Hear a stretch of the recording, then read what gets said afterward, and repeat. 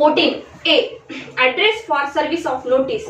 आता बघा मग प्लीडिंग दिल्यानंतर तुम्हाला या प्लीडिंग मध्ये ऍड्रेस पण द्यायचा, एक ऍड्रेस मेमो द्यावा लागतो. प्लेंटिफनी प्लेंट दाखल केल्यानंतर कोर्टाला कसं माहिती डिपेंडंट कुठे राहतो म्हणून, ठीक आहे की नाही. त्याच्यासोबत एक ऍड्रेस मेमो तयार करून द्यावा लागतो. त्याच्यावर लिहावं लागतं की हा पर्सन इथे इथे राहतो, त्याचा डिपेंडंटचं पूर्ण नाव द्यावं लागतं, इथे त्याचा पूर्ण ऍड्रेस लिहावं लागतं. मग हे या प्लेंटला जोडून टाकायचं आहे प्लीडिंगला, म्हणजेच काय ऍड्रेस. कशासाठी कोर्ट मग काय करेल त्याला त्याच्यावर समन्स पाठवणार आहे. So every pleading when filed by party shall be accompanied by a statement in the prescribed form sign as provided in rule 40 regarding the address of the parties. आता हे रूल 40 मध्ये दिलंय त्यानुसार साइन करून पाठवायचंय. Such address may from time to time be changed by lodging in court from a form duly filed up and stating the new address of the party and accompanied by a verified petition. बघा इथे काय म्हटलं आहे, जर हा address तुम्हाला वारंवार जर आता आज कळलं की नांदेडमध्ये राहतो, प्लेंट दाखल केला 3 महिन्यानंतर प्लेंट समन्स पोहोचतच नाही, मग प्लेंटिफला कुठून तरी कळलं अरे नांदेडमध्ये नाही राहतो, तो दिल्लीत राहतो. मग काय करेल प्लेंटिफ, सर आता ऍड्रेस चेंज झालाय त्याचा, तुम्ही दुसऱ्या ऍड्रेसवर समन्स पाठवा. त्याला परत एक चेंज झाला म्हणून काय करावं लागेल, ऍड्रेस मेमो द्यावं लागेल आणि तिथे कोर्टामध्ये सबमिट करावं लागेल. ठीक आहे, चेंज झाला म्हणून त्याला व्हेरिफिकेशन द्यावं लागेल की माझं हे जे ऍड्रेस देतोय ते मी माझ्या गॅरंटीवर देतोय, मी याला जबाबदार नाही चुकीचा असला तर. The address furnished in the statement made under sub rule 1 shall be called the registered address of the party. ठीक है कि नहीं, याला registered address मानने के लिए and shall until duly changed as aforesaid be deemed to be address of a party for the purpose of service of a process in the suit or in any appeal from any decree or order therein made and for the purpose of execution and shall hold good subject as aforesaid for a period of 2 years after the final determination of the cause of और matter. बघा इथे काय म्हटलं आहे, जो कोणी तुम्ही address दिला हा, ठीक आहे, याच्यावर समन्स जात होता, सगळं जात होतो. आता काय झालं, जजमेंट लागलं, ठीक आहे की नाही. मग आता जजमेंट लागलं, तिथून आता परत हे काम पडतं ना, जजमेंट लागल्यानंतर सिव्हिल मॅटरमध्ये त्याची प्रॉपर्टी अटॅच करायची आहे, त्याची प्रॉपर्टी सेल करायची आहे, एक्झिक्युशन आहे, डिक्री आहे, भरपूर सारे काम आहे. तर ज्या दिवशी तुम्ही ऍड्रेस दिला त्या दिवसापासून 2 वर्षापर्यंत तोच ऍड्रेस त्याचा आहे असं म्हटलं जाईल, जोपर्यंत आपण ऍड्रेस मेमो देऊन चेंज करत नाही तोपर्यंत, किंवा तो स्वतःहून सांगत नाही डिपेंडंट की माझा आता ऍड्रेस चेंज झालाय. म्हणजे कोणीही ऍप्लिकेशन द्या, चेंजचं ऍप्लिकेशनचं म्हणजे काय, डिपेंडंटनी द्या किंवा प्लेंटिफनी द्या, जोपर्यंत नवीन ऍड्रेस येत नाही, ज्या दिवशी ऍड्रेस मेमो येईल तुमचा नवीन ऍड्रेस, तिथून परत 2 वर्ष कोठे समजून घेईल की हेच ऍड्रेस आहे. मॅडम तसंच बोला, 2 वर्षात ते म्हणजे फायनल डिटर्मिनेशनच्या नंतर आहे ना. हो ना, फायनल डिटर्मिनेशन म्हणजे जजमेंटच्या नंतर, जजमेंटच्या नंतर 2 वर्ष. ठीक आहे. आता पार्टी तिथे अवेलेबलच आहे, ठीक आहे, जजमेंट लागायचे, मग तिथे इयरचा मॅटर येणार, चालूच राहील, ठीक आहे. पण आता या परिस्थितीत जजमेंट लागलं तर जजमेंट नंतर कोर्ट अजून व्यवहार करतच आहे त्या व्यक्तीशी, समन्स पाठवतच आहे. 2 वर्षापर्यंत कोर्ट असंच समजेल की हाच ऍड्रेस आपल्याला वापरायचा. 2 वर्ष झाल्यावर जर समज पोहोचत नसेल त्याला तर कोर्ट नंतर विचार करेल, ठीक आहे. Service of any process may be effected upon a party at his registered address in all respect as though such a party resides there. बघा जिथे राहतो तिथे असे समजले जाईल की तो तिथेच राहतो, जोपर्यंत सर्व्हिस ऑफ प्रोसेस त्याला होत गेली तोपर्यंत. Where the registered address of any party is discovered by the court to be incomplete, false or fictitious, the court may either on its own motion or on the application of any party order. आता काय म्हटलं आहे, जर एखाद्या पार्टीने डिपेंडंटनी किंवा प्लेंटिफनी एखादा address चुकीचा दिलाय, याच्यासाठी तिथे व्हेरिफिकेशन करा म्हणताय, कधी ऍड्रेस मेमो देताना, ठीक आहे की नाही, व्हेरिफिकेशन करा की मी जो ऍड्रेस दिलाय तो सत्याने बरोबर आहे. तर इथे काय म्हटलं आहे की जर कोणी असा ऍड्रेस चुकीचा दिला, जर कोणी असा ऍड्रेस खोटारडा दिला, म्हणजे कोर्टाचा टाइम वेस्ट करताय, कोर्टाला त्रास देताय तुम्ही ऍड्रेस चुकीचा दिला, तर मग कोर्ट समोरचा ऑर्डर काढेल त्या व्यक्तीच्या अगेन्स्ट. तर कुठल्या ऑर्डर काढेल आता बघा. In the case where such registered address was furnished by a plaintiff stay of suit. आता बघा हे लक्षात ठेवायचं प्रिलिम दृष्टिकोनातून, ठीक आहे. तुम्हाला काय तिथे हायलाइट करून, हायलाइटर घेऊन या ना, हायलाइट करायचं. हे बघा आता इथे काय म्हटलंय, जर असा कोणी फिक्शिशियस किंवा फॉल्स किंवा इनकम्प्लीट ऍड्रेस दिलेला आहे, ठीक आहे की नाही, तर मग काय करणार कोर्ट करणार ऑर्डर, आणि कोर्ट ऑर्डर काय करणार, प्लेंटिफनी जर ऍड्रेस खोटा दिला असेल किंवा चुकीचा दिला असेल तर कोर्ट काय करणार, सूटला स्टे करणार, असं लक्षात ठेवायचं. कळलं? प्लेंटिफनी जर चुकीचा ऍड्रेस दिला तर स्टे करणार. काय म्हणता हे? Stay of the suit. आता पुढे या. In the case where such a registered address was furnished by the defendant, his defence be struck out and he be placed in the same position as if he had not put up any defense. बघा, आता जर डिफेंडंटनी असं केलं असेल, डिफेंडंटनी काय केलं, चुकीचा address दिला, खोटा दिला, तर डिफेंडंटला स्ट्रक आउट करून टाकणार. म्हणजेच काय करणार, काढून टाकणार. पण इथे स्ट्रक आउटचा मतलब म्हणजे काय, स्ट्रक आउट म्हणजे इथे डायरेक्टली त्याला सूट मधूनच बाहेर नाही काढणार, तर या स्टेजला त्याला घेऊन ठेवणार की तू काहीच स्टेपच घेतल्या नाही, तू अपीअर झाला नाही, तू एव्हिडन्सही दाखल केला नाही, तुला पहिल्या स्टेपवर आणून ठेवणार. जेएमएफसी मध्ये इंटरव्ह्यू नापास झाल्यावर कुठे येतो आपण, प्रिलिम्स मध्ये. तर असं स्ट्रक आउट करून टाकणार आपल्याला तिथून. चला आता पहिल्यापासून प्रिलिम्स मधून या, ठीक आहे की नाही.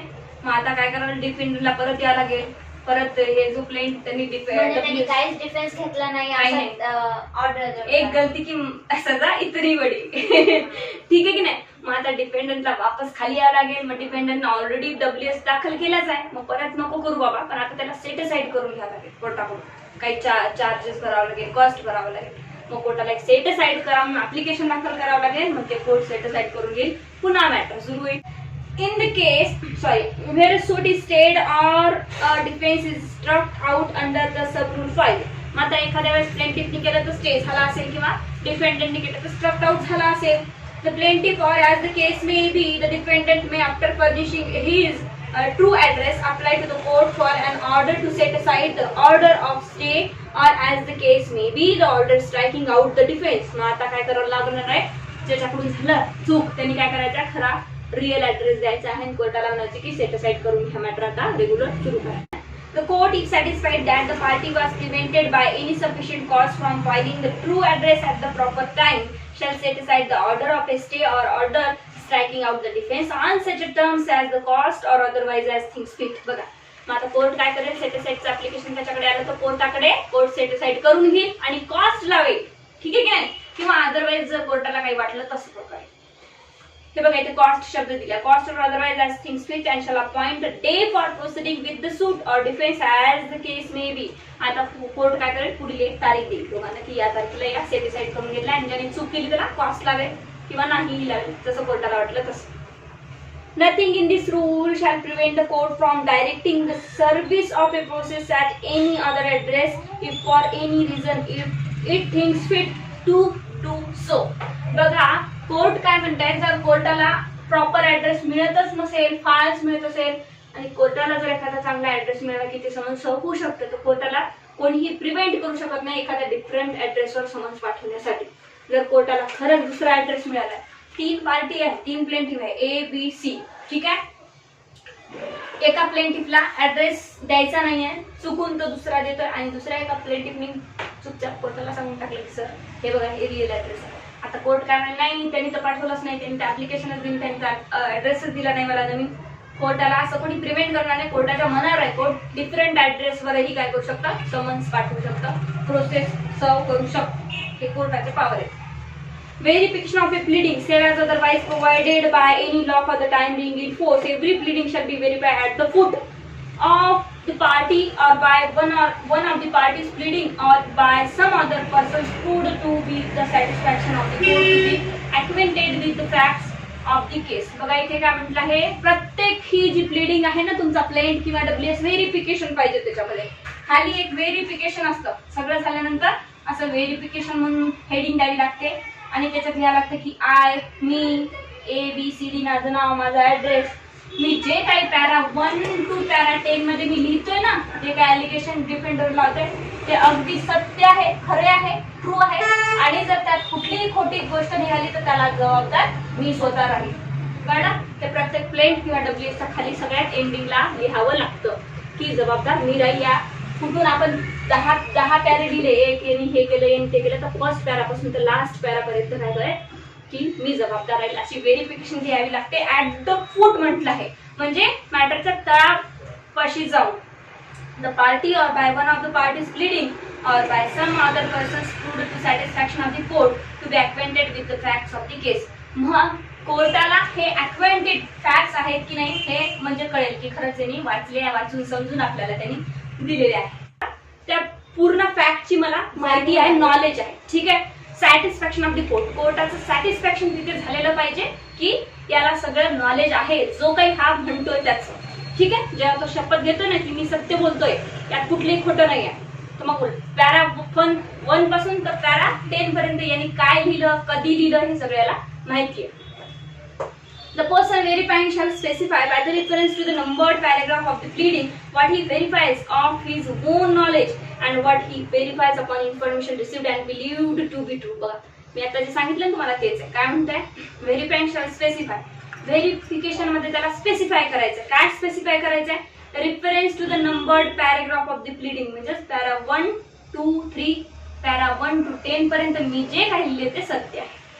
स्पेसिफाय करायचं. डायरेक्टली पॅरा नंबर 1 to 10 टाकायचा.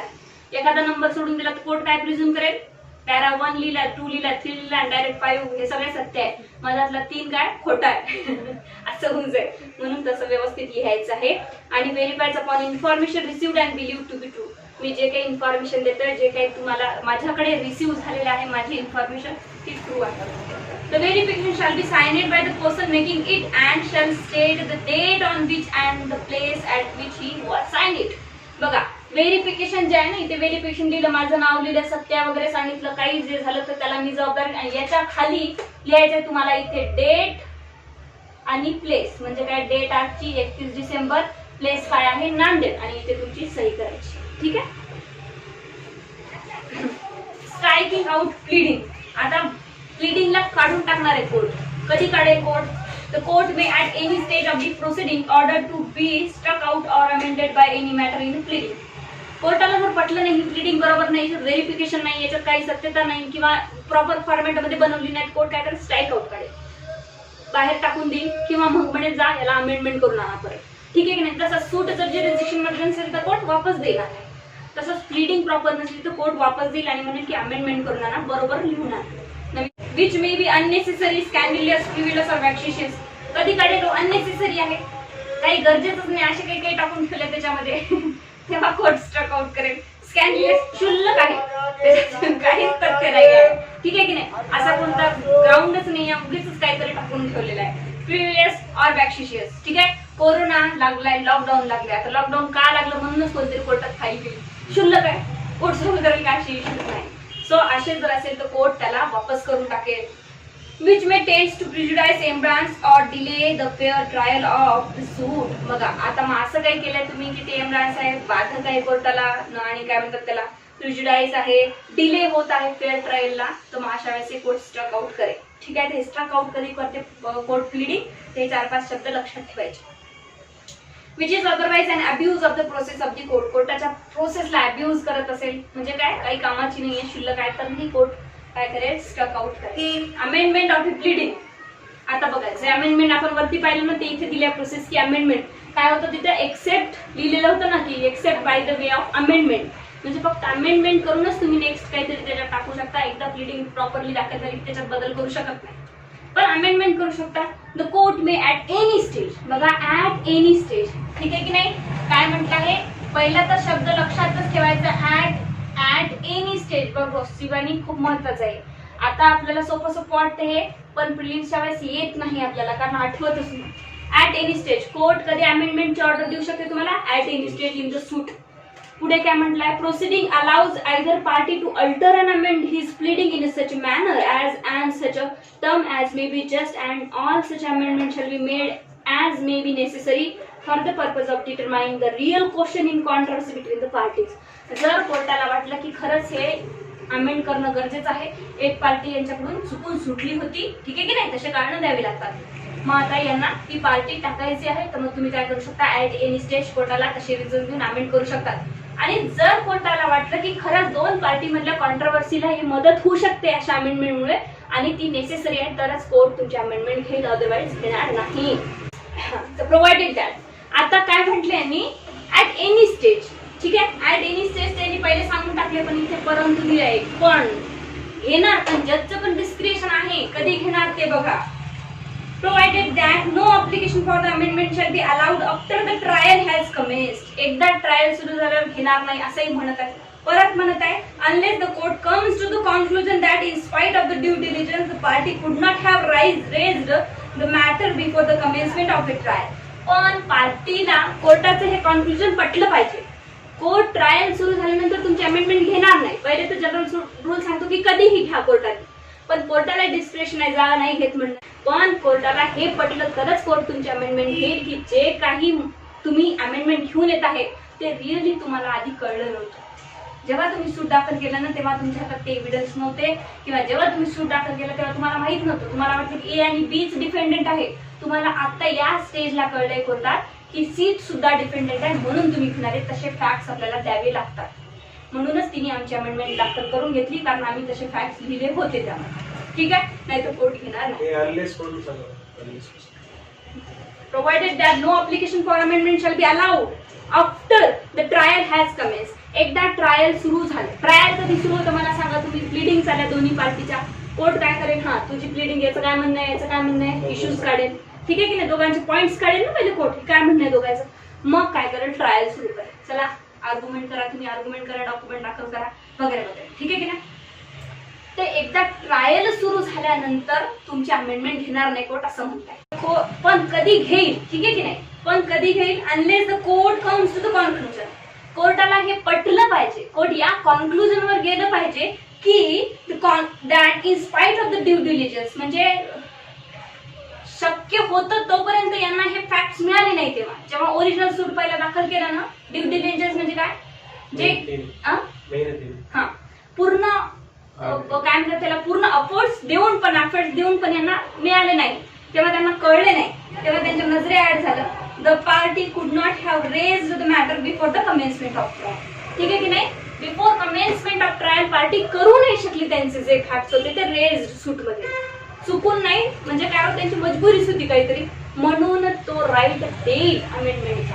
आता तुम्हाला सांगते सेल ऑफ गुड्स ऍक्ट मध्ये एक सांगितलं आहे. काय सांगितलं सेल ऑफ गुड्स ऍक्ट मध्ये? मी तुम्हाला एक उदाहरण सांगितलं. बक्षीवाडीकडे मी एक साडी खरेदी करायला दुकानात गेले. मी साडी घेऊन आले, खूप पाहिली तिथं, खूप पाहिली, 1 तास डोकं खाल्लं दुकानदाराचं, छान घेऊन आले. घेऊन आल्यानंतर मी घरी येऊन काय केलं, त्याच्यामध्ये डॅमेज दिसला होता. ठीक आहे की नाही. आता मी वापस घेऊन गेले. वापस घेऊन गेल्यानंतर मी दुकानदाराला म्हणते की बघा डॅमेज आहे. ते म्हणाल की तुम्ही 1 तास पाहून गेली, तुमची ड्युटी होती, जागो ग्राहक जागो. ठीक आहे की नाही, आधी तुम्ही व्यवस्थित पाहिलं नाही 1 तास पाहून सुद्धा. मग मी त्यांना प्रूफ दाखवेल की हा डॅमेज असा आहे की मी रात्री तुमच्याकडून साडी घेऊन गेले, आणि हा डॅमेज असा आहे की तो 1 नाही 10 तासही पाहिलं तरी तो दिसणार नाही मी साडी घातली अशी. कळलं का? तर हे असंच म्हणत आहे काय की बघा मी सगळे प्रयोग केले, सगळे अफोर्ट्स माझे दिले तिथे आणि सूट दाखल केला, पण हा जो लपलेला एक लॅटेंट डिफेक्ट होता ना, हे नंबर सी चा जो प्लेंटिफ होता ज्याच्याबद्दल मी अमेंडमेंट दाखल केली आहे, तो मला तेव्हा माहीतच नव्हता. तो तोपर्यंत पिक्चर मध्ये आलाच नव्हता. आता मला कळलं की यांच्यासोबत सी सुद्धा आहे. हे कोर्टात आल्यानंतर असे एव्हिडन्स काही निघाले की सी चंही नाव निघत आहे. त्या दोघांनी इथेच कबूल केलं कोर्टामध्ये, सर सी पण शामिल होता. मग आता हा सी वर दाखल करेल. ठीक आहे. पण अमेंडमेंट प्लेंट मध्ये जर अमेंडमेंट तुमच्या याच्यामध्ये काही मागण्या तुम्हाला वाढवायच्या असतील, काही बदल करायचे असतील त्या प्लेंट मध्ये, तर तुम्हाला अमेंडमेंट करायचं. कोर्ट जे घेतं ना ते ऍक्शन म्हणतात, ते अमेंडमेंट नाही करत. कारण तुमच्या प्लेंट मध्ये कोर्ट अमेंडमेंट का करेल? ठीक आहे ना, कोर्ट ऍक्शन घेईल एक डिफरंट आहे. इथे अमेंडमेंट करायची गोष्ट सुरू आहे आपली. दोन्ही एकत्र करू नका. 18 मध्ये failure to amend after order. If a party who has obtain an order for leave to amend does not amend accordingly within the time limited for the purpose of the order. बघा आता काय म्हणते कोर्टाने मग काय केलं, तुम्हाला ठीक आहे अमेंडमेंट करा म्हणून सांगितले. तुम्हाला तुम्ही होऊ शकते डायरेक्टली अमेंडमेंट घेऊन नाही गेले, तुम्ही फक्त परमिशन मागितली कोर्टाला, सर अमेंडमेंट करायचं मला, तुम्ही ऑर्डर द्या किंवा आदेश द्या किंवा परमिशन द्या. कोर्टाने परमिशन ग्रँट केली. तर काय म्हणते बघा आता, limited for the purpose of the order, or if no time is thereby limited, then within 14 days from the date of the order he shall not be permitted to amend after the expiration of such a limited time as aforesaid, or of such a 14 days as the case may be, unless the time is extended by the court. बघा इथे काय म्हटलं आहे की कोर्टाने अमेंडमेंटची तुम्हाला order दिल्यानंतर, permission दिल्यानंतर तुम्हाला जर तिथे कोर्टाने टाइम दिला की 30 दिवसात दाखल करा, पुढची 1 तारीख दिली या तारखेला दाखल करा म्हणून सांगते कोर्ट. पण कोर्टाने कुठलीच तारीख दिली नाही, कुठले टाइम दिला नाही. तुम्हाला 14 डेज मध्ये दाखल करायचं. किती डेज मध्ये? 14 डेज. कोर्टाने टाइम दिला नाही तर लक्षातच ठेवायचं हे असे मध्ये क्वेश्चन येतात. कोर्टाने टाइम नाही दिला तर 14 डेज मध्ये दाखल करायचं आहे. आणि तुम्ही जर 14 डेज मध्ये सुद्धा दाखल केली नाही अमेंडमेंट तर पुढे काय होणार आहे? मग तुम्हाला अमेंडमेंट दाखल करता येत नाही जोपर्यंत कोर्ट स्वतः तुमचा टाइम अजून एक्सटेंड करत नाही. मग तुम्हाला काय करायला? 14 डेज मध्ये अमेंडमेंट दाखल करणं झालीच नाही तुमची, गावाला गेले, कुठेतरी गेले, काहीतरी झालं, ठीक आहे की नाही. मग आता तुम्हाला 14 डेजच्या आधी कोर्टात जावं लागेल, एक दिवस आधी तरी, आणि कोर्टाला म्हणावं लागेल सर अमेंडमेंट ऑफ प्लीडिंगचं मला ऍडजॉइंटमेंट करून द्या. म्हणजे अमेंडमेंट प्लीडिंग मी आज दाखल करणार होतो ते मला आता थोडीशी 2-4 दिवस तारीख वाढून द्या, मी या तारखेला नक्की करतो. कोर्ट एक्सटेंड करून देईल तुम्हाला टाइम तर तुम्हाला करता येईल. आणि कोर्टाने रिजेक्ट केलं, ऑर्डर काढतो कोर्ट, रिजेक्ट, मग आता तुम्हाला करता येईल. कळलं?